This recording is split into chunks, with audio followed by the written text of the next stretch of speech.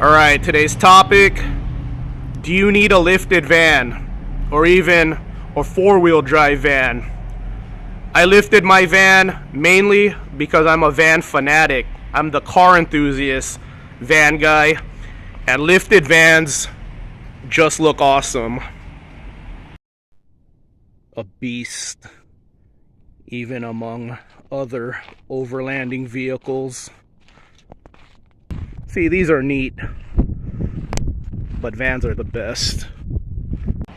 The main question is, what are you actually gonna do with your van? Where are you going? Here's some footage of my first van build, stock height, out in the desert.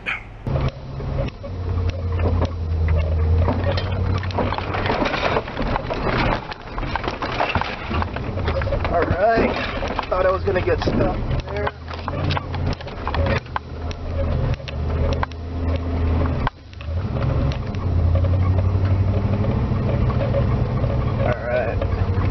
So far so good, because that one area was a close call, man. I didn't think I was going to make it.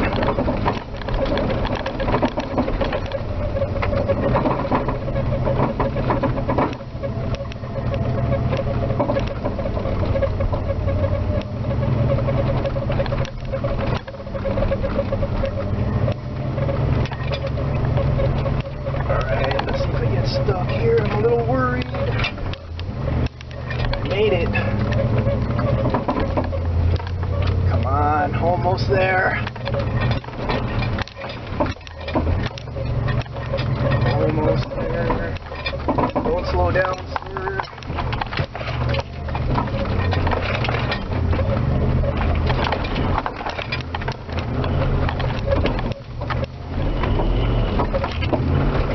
I made it. So that van eventually got lifted. I am proud to say that I'm the first person to upload a lifted van on YouTube, lifted two-wheel drive van on YouTube. Alright, here's my Ford Econoline lifted. I dropped it off on Monday and picked it up Tuesday. So my first van build, it did pretty good stock. It was a standard length van. So standard length van looks like this. This van is extended. Extended is this part right here. See that little window? So regular and extended. So my first van build did okay, stock in the desert, but it would bottom out on everything. And this van's even worse. So this is an extended body. So look at that horrible departure angle. So departure is when you're leaving like a steep decline, and see, that's departure. Very horrible departure. If my van was standard length, a much better departure, but that's a horrible departure. So on this van, the lift helps a lot. So I'm going to show you a quick clip of when my lift paid off. This was in Hungry Valley, so that's a lot of clearance right here. So this obstacle in Hungry Valley can't really demonstrate how steep this drop was, but I thought I was going to tear my radiator off. It's not hard, it's a lot of dips. Yeah. Lots of dips. So here we go. Oh, that was challenging. Okay, that's where the clearance pays off. Okay, a little excitement right there. Yeah.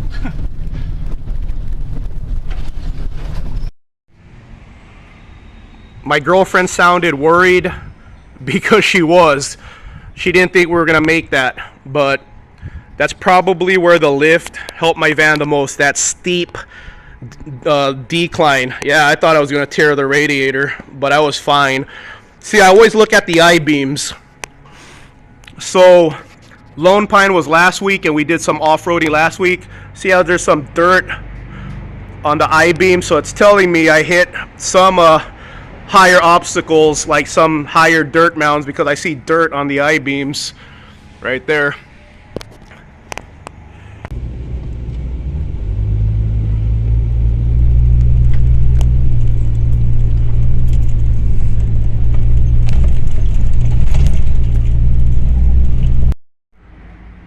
van builds are really never complete, right? I got one more big mod, about $2,000 left. Re-gear and rear locker, and then little things left that I'll remember, like a front tow hitch, so I could put a front winch or a D-ring. But the rear locker is the main one. Do I need a rear locker? The reason why I want a rear locker is this. My first van build, I got it stuck one time, and that was an ordeal. And that's when it was stock height. See, if I got it, if my first van build, if I had gotten it stuck, lifted, I would have had way more room. I mean, I was buried. Like, the dirt was like that. It took me 6 hours to get out. It was a nightmare to dig myself out, but it was bad. But if I had had a lift, I would have had more leverage to get myself out. Now these days I run a high lift jack. So why do I want a rear locker? So my first van build, I got it stuck for 6 hours. This van build, I got it stuck twice, and it was the same thing. So you know that clip where I went down that decline, and then we kept going, and then the GoPro fell off? I stopped to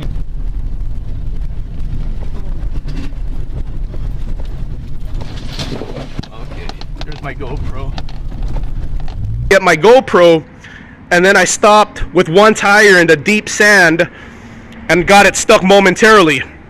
So what had happened was this tire was stuck in deep sand, so it was the one dreaded one wheel spin. That tire wasn't spinning. But had I had a locker and locked both tires, that tire would have had traction and I would have crawled right out.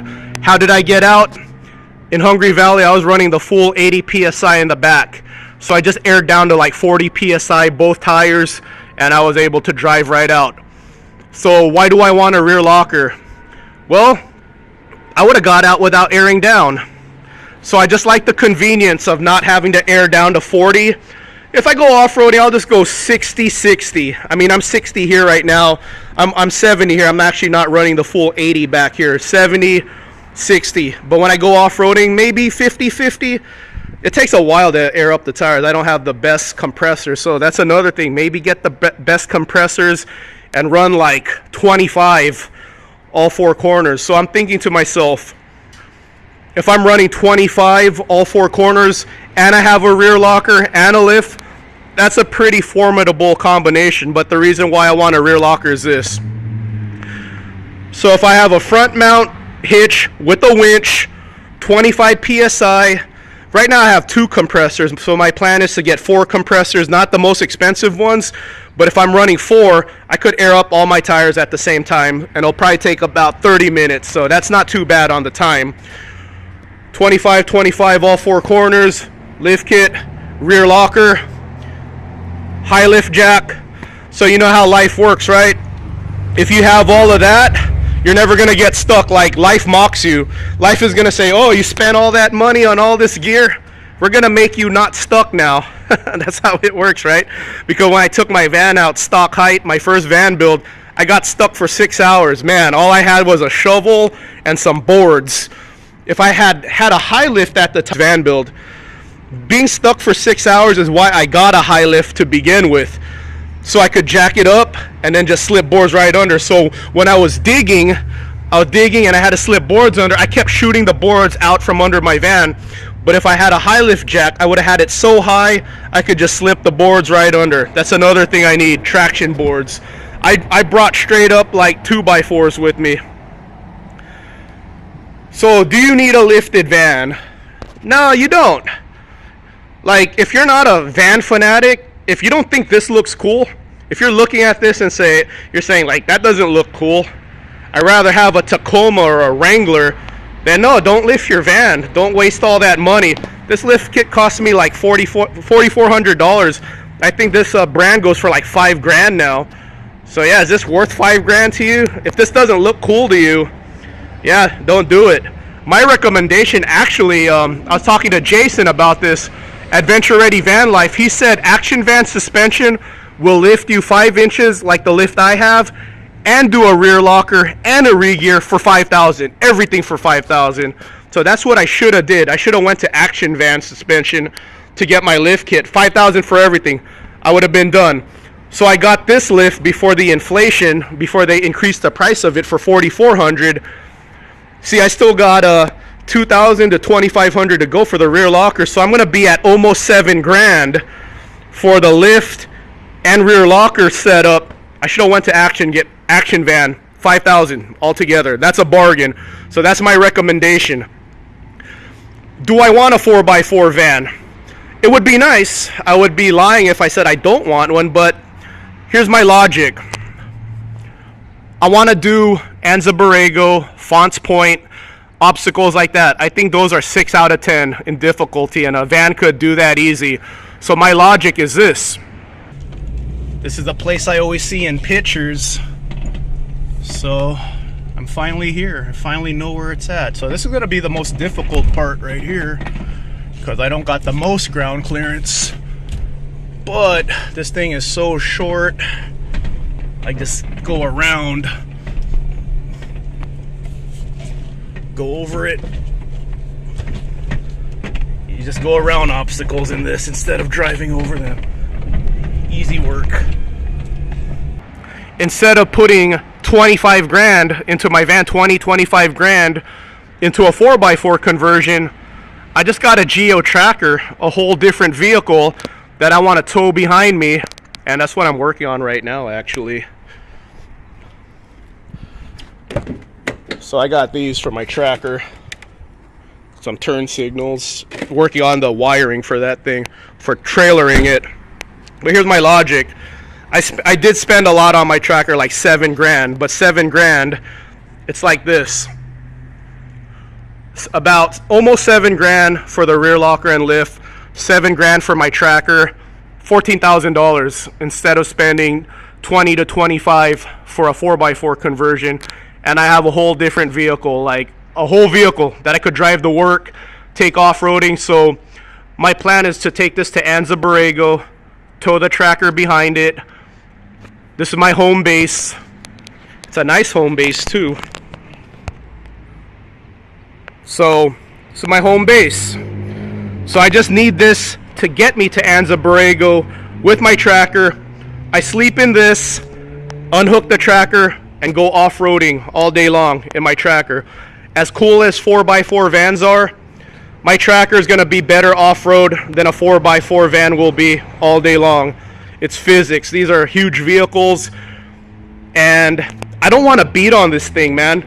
Like when I do go off-roading in this, I'm going in slow motion, because if you have a van build, you know how rattly it gets in here? It's like everything feels like it's going to fall apart. Like it sounds like your van's going to fall apart when you go off-roading. That's why I like to go slow, take it slow, like 10, 15 miles per hour.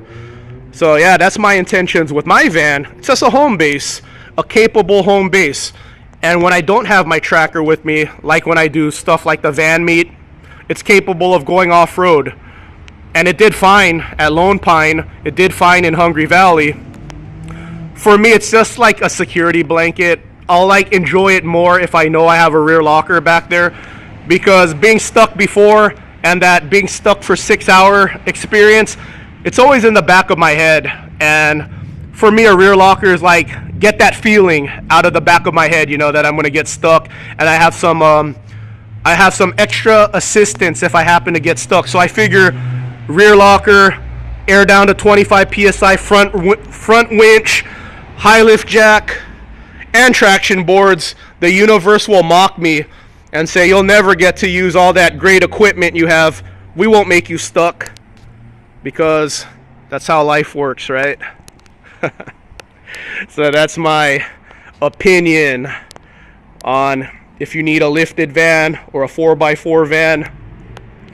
I mainly like it because it looks cool. You know what I say about us? I call our little group budget sports mobilers, because that's what we are. We have vans that kind of look like sports mobile vans or lifted vans on a budget, and we're every bit as fanatical as the Jeep Wrangler guys, the Tacoma guys. There's just not a lot of us. So when we do these van meets, we get like-minded individuals together. So yeah, definitely, this is definitely for the looks. But if you don't think this looks cool, yeah, don't lift your van. Just keep it stock, because your stock is pretty capable, man. I'll go ahead and share some footage of Jason rolling stock. Adventure Ready Van Life. He did great. It's time for me to head out.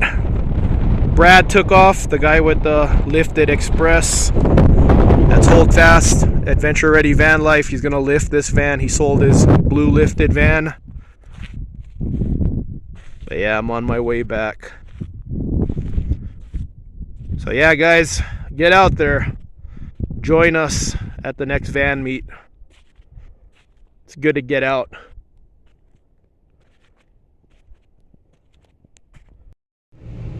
I've never driven in any form of snow before, but Jason and Lane told me I'll be fine getting out of here. Yeah, no problem. All right, it's about a 5-mile drive down.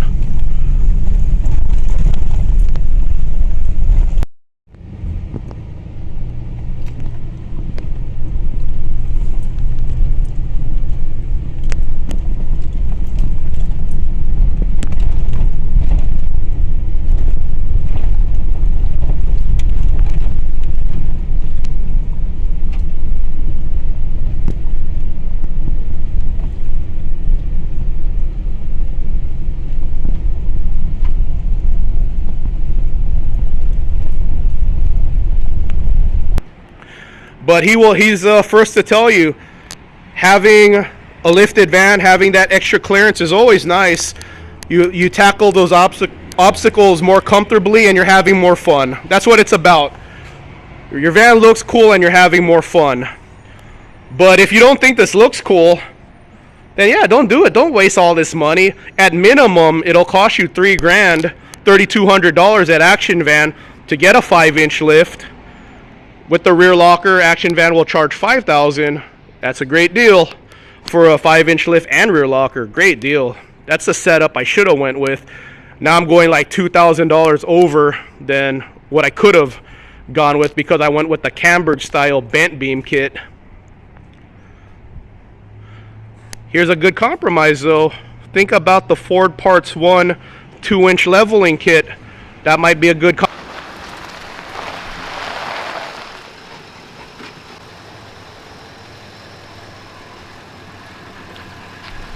What's up, guys? It's Sergeant Thomas out here off-roading with my E350. I said E, not F. E is for everything, and that's what this can do. Give me a minute, I'm gonna hop down and I'm gonna tell y'all all about it.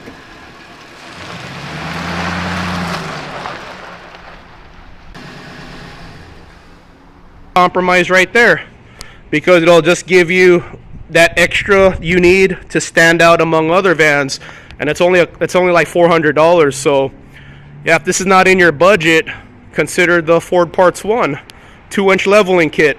But yeah, at minimum, it's going to cost you $3,200 to get a 5-inch lift. So it's all on, do you think this looks cool? If not, don't lift your van. And it's all on where you're going to go with your van. If you're just going to Starbucks, you don't need to lift your van, obviously.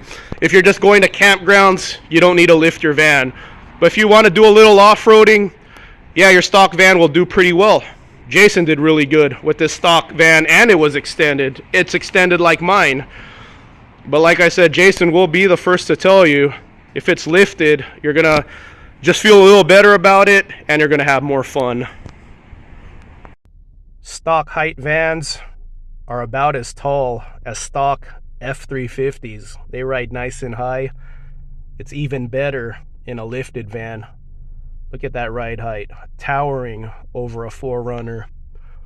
So when do you need 4-wheel drive? The key word is need. Rock crawling. You need 4-wheel drive to rock crawl. And maybe the snow. If you got skill, you could drive in the snow. I know a lot of you drive in the snow with 2-wheel drive. I'm not going to see snow very much, but definitely rock crawling. Me and my dad did an off-roading trip in Anza Borrego.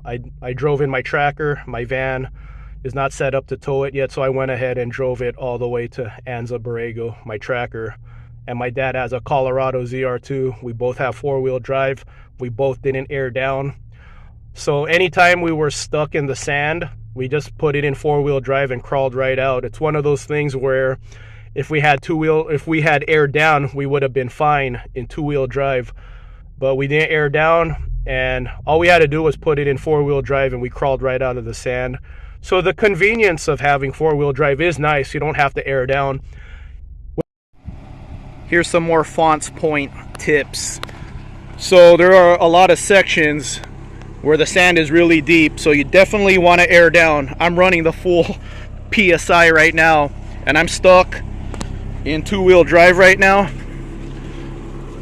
So this thing's open diff, no locker. All right, so we'll go four-wheel drive. Four-wheel drive. This is 4 high. I'm gonna make a U-turn, so my dad wants to go around. So we'll re-explore this. So here we go. Come around. See, crawled right out.